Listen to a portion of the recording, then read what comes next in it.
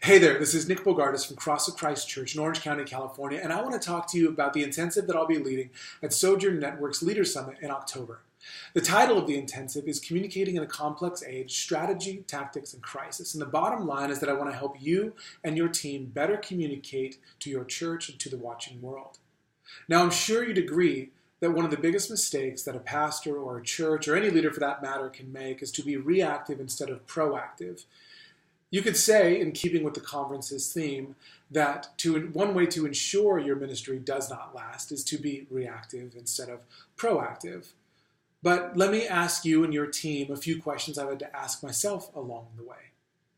Why does it seem that your preaching seems to be going over more people's heads rather than connecting with them?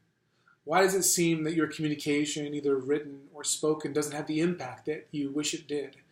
And what is your crisis communication plan for the next time that a crisis arises in your church? Do you know what it is? And so while you may be proactive, pastor or church leader, when it comes to your preaching or counseling, while you may be proactive when it comes to your small groups, your administration, or even your leadership development, one area that I've seen many pastors and church leaders be reactive in is the realm of church communications. And that's looked a few ways that I've seen. The first is that many pastors or churches don't understand the time and place in which they live. And so when they communicate in a way that many people just can't even hear. Another way is that they don't have a plan for communications, and so their communications can come across as unclear or inconsistent or just not compelling at all.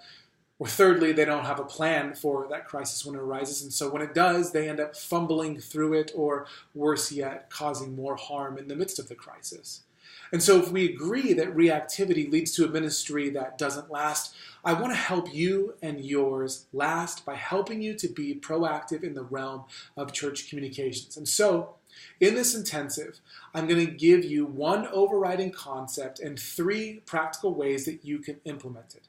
By the end of the intensive, you should understand the importance of narrative in our complex age, and you should have some practical steps in regards to creating a church communications plan and creating a church crisis communications plan.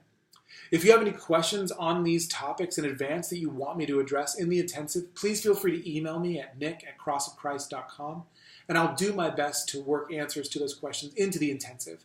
Until then, I'll be praying for our time together, and I look forward to being with you in Louisville at the Leader Summit in October.